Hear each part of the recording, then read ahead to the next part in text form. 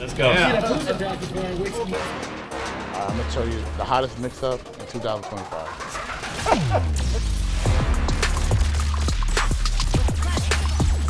Oh, I think I'm gonna die.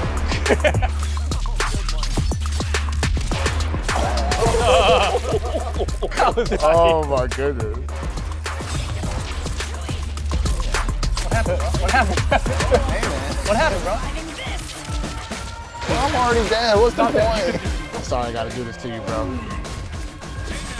Oh, you probably haven't seen that before. Yeah. No. Yeah.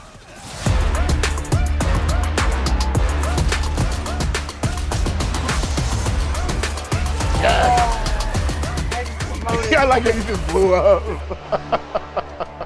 Welcome everyone, thank you very much for joining us today for playing testing the latest version of this game. Let me get your thoughts on it. The thing that sort of like grabbed me immediately was the presentation. So like power levels, destructibility of environments, and I still remember like you're watching a tag game and it has this like bright and beautiful like art style, and all of a sudden it's just smeared with gore, and you're just like, whoa, whoa, they're bleeding like, and then you're kind of reminded of what world, what universe you're in. I just think this is like an amazing IP. Like when I got a chance to like see it, I was just like, wow. I never imagined this could be a fighting game, and here I am in 2025. I mean, just watching season 1, episode 1, I think everybody was like mind blown after that episode, and it's just like, oh dang, they're translating that into the video game now. It's like everybody's heads popping off when you're up and coming back. When I saw the first time they were recruiting for the new Guardians, and they were at the GDA facility, and I was like, holy shit, that's a training room. Like, look at the art. It's like on a grid. I'm like, I bet that's a meter across. Like, I'm like, this must be a fighting game, goddammit.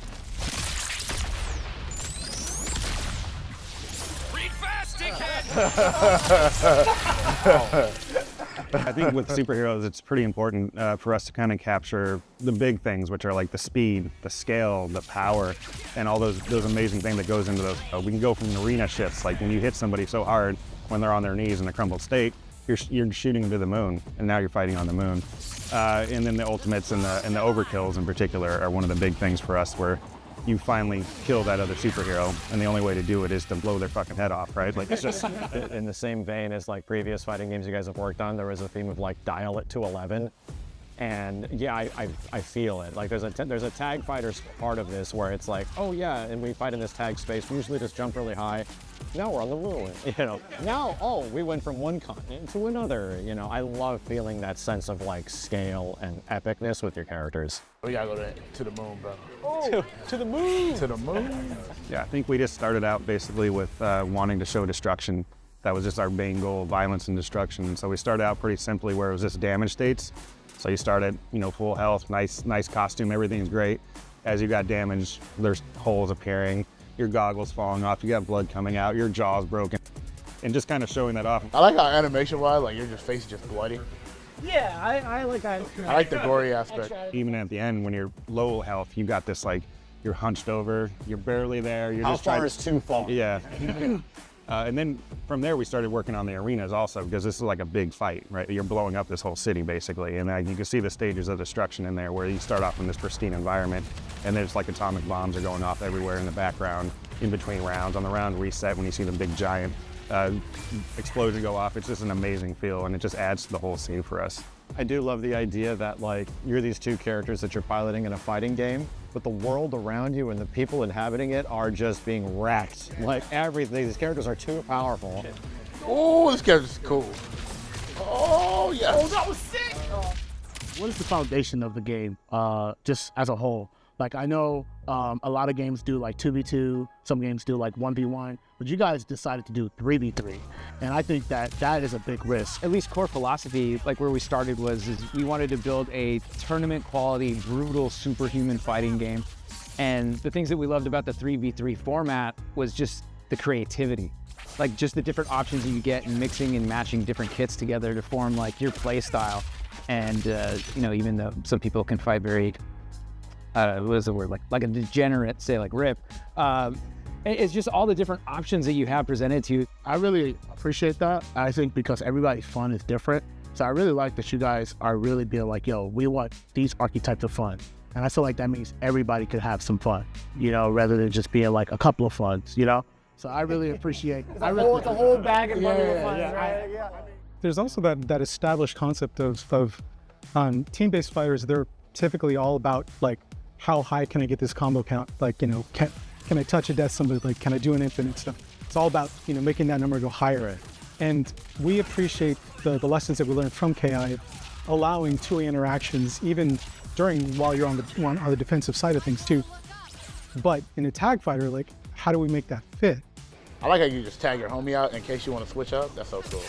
And as we're layering on systems, you know, one after another, we were looking for opportunities. Like, okay, where can we actually interject a defensive mechanic where it makes sense? Because we don't want to disrupt, you know, where if it's not organic. We want to make sure there's a clear break. Here's a chance for you to make a read, you know, and if you make that read, you're going to get rewarded for that and such too. Bless your hearts, bro, for adding stuff like that.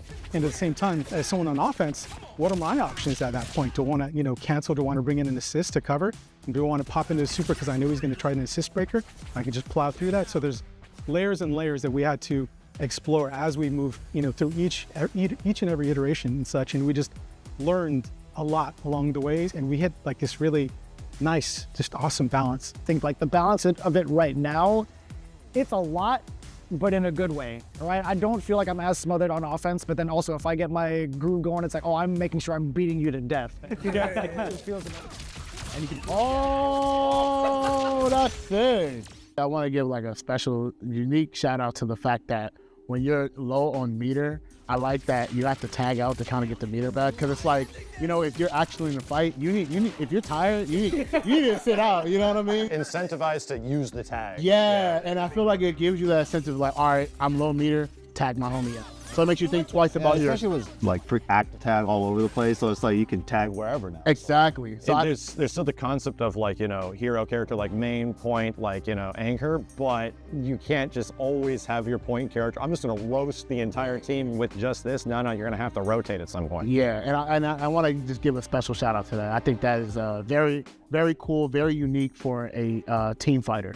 And I think that that alone made me be like, yo, these guys really try to change the level of like what a modern team fighter will be like, and also have some sick shit. We do a lot of crazy, just fucked up ideas like right out the gate, just because we want to figure out like what works. So we got to push barriers. Like we got to push as far as we can first and say, okay, is this good? No. Is this good? Maybe. Is this good? Fuck yeah, let's go. That I really appreciate, where it feels like I'm thinking about things in a way I have not thought about them in a 3v3 fighter before. I love that. I love that concept so much about the combo system.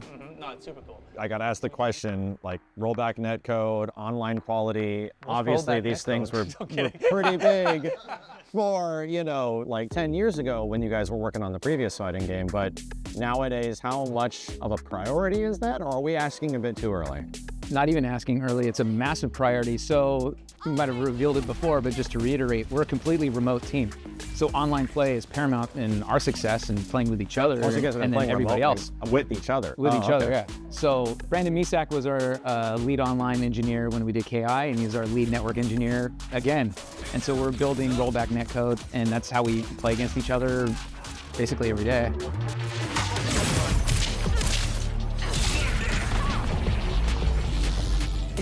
Sorry, let's do the Himalayas, bro. Cool, whatever.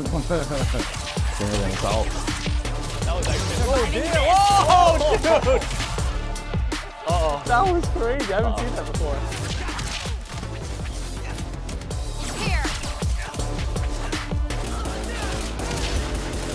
This is so sick.